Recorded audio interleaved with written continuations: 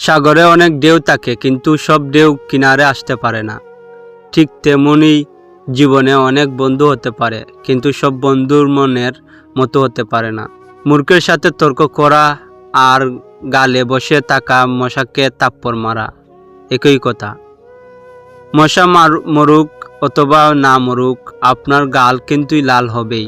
কুকুরকে উপকার করেন, দেখবেন সারা রাত জেগে আপনার বাড়ি পাহারা দিবে। আর একটা মানুষকে উপকার করেন, দেখবেন সবচেয়ে মোটা বাসটা আপনাকে উপহার দিবে। জীবন নাটকের চেয়েও রহস্যময়। তিনটি ক্ষেত্রে মানুষ বড় অসহায়।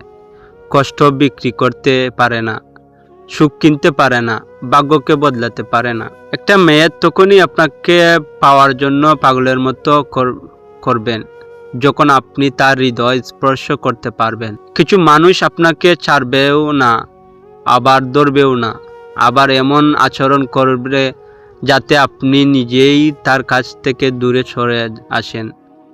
যাতে সাপও না মরে, লাঠিও না ভাঙে, দুষ্টা যেন আপনার কাঁধেই পড়ে।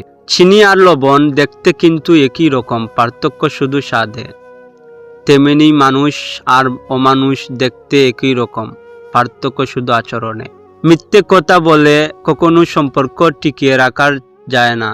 আজ যে মিথ্যাগুলো শুনছেন, কাল সে সত্যগুলো জানতে পারবে। তখন সম্পর্কটা ভাঙবে আর মানুষটা হারিয়ে যাবে। কারো বিশ্বাস নিয়ে খেললে হয়তো তোমার কোনো ক্ষতি হবে না, কিন্তু যাকে তুমি ঠকাবে সে আর কাউকে মন থেকে বিশ্বাস করতে পারবে না। কষ্ট হলেও মানতে হবে, সুখ আর ভালোবাসা জিনিসটা গরিবের জন্য না।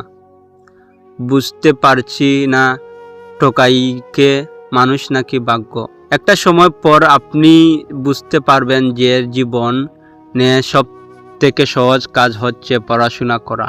চরম সত্য, অহংকার যার ভেতর থাকবে সে কখনো নিজের ভুল দেখতে পাবে না, আর অন্যের মধ্যে কোনো ভালো গুণ দেখতে চাইবে না। মন পরিষ্কার রাখুন, কারণ শেষ হিসাবটা অর্থের নয়, কর্মের হয়। হাতের 5টা আঙ্গুল সমান নয়। যেখানে সব মানুষ ভালো হবে আশা করাই ভুল। যদি সম্মান এবং ভালোবাসা দুটি পেতে চাও, তবে আপনি থেকে তুমিতে যাও, এবং তুমি থেকে তুইয়ে কখনোই যেও না। একদিন এক বাঘ খুব ক্ষুধার্ত হয়ে জঙ্গলে শিকার করতে বের হয়। অনেকক্ষণ ধরে খুঁজেও কোনো শিকার পেল না। হতাশ হয়ে একটা গাছের নিচে বসে পড়ল। তখন সেখানে এক চালাক শিয়াল এসে হাজির। শিয়াল বাঘের অবস্থা দেখে বলল, বাঘ মামা, আপনি এত বিশ্রাম কেন? বাঘ উত্তর দিল, অনেক ক্ষুধা লেগেছে, কিন্তু কোনো শিকার পাচ্ছি না। শিয়াল একটু ভেবে বলল, মামা চিন্তা করবেন না, আমি একটা বুদ্ধি দেই। কাছের গ্রামে এক ছাগল প্রতিদিন এখান দিকে যায়। আপনি লুকিয়ে থাকুন, আমি তাকে এখানে এনে দেব। বাঘ খুশি হয়ে রাজি হলো। সে গাছের আড়ালে লুকিয়ে পড়ল। শিয়াল ছাগলের কাছে গিয়ে বলল, ছাগল ভাই, তুমি জানো এই জঙ্গলে এক বিশাল গাছ জন্মেছে, যা খেলে তোমার গায়ে রং সুতার মতো হবে। ছাগল বলল, সত্যি? কোথায় সেই গাছ? শিয়াল জবাব দিল, চলো আমি তোমাকে দেখাই। ছাগল তো উৎসাহে শিয়ালের পেছনে পেছনে হাঁটতে লাগলো। বাঘের কাছে পৌঁছাতেই শিয়াল বাঘকে ইশারা করলো। বাঘ ঝাঁপিয়ে পড়তে গেল ছাগলের দিকে, কিন্তু ছাগল চটপট এক লাফে সরে গিয়ে বলল, বাঘ মামা, আপনি আগে আমাকে ধন্যবাদ দিন। আমি আপনার কাছে নিজে থেকে আসলাম, আর আপনি কষ্ট করে লাফাচ্ছেন কেন? বাঘ থমথম খেয়ে বলল, ধন্যবাদ? কেন ধন্যবাদ দিব? ছাগল জবাব দিল, আপনার জন্য ধন্যবাদ শুনে আমি আনন্দিত স্থির হয়ে যাব। তখন আপনি সহজেই আমাকে ধরতে পারবেন। বাঘ হেসে বলল, তাহলে ভালো, ধন্যবাদ। কিন্তু ঠিক তখনই ছাগল বলল, এই ধন্যবাদ আমি নিলাম, আর এবার আমি পালাচ্ছি। ছাগল এক দূরে পালিয়ে গেল।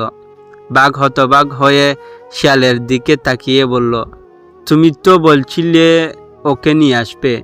শিয়াল মুচকি হেসে বলল, মামা, আমি তো আনলাম, কিন্তু আপনি যে এত সহজে ধোঁকা খাবেন সেটা কে জানতো।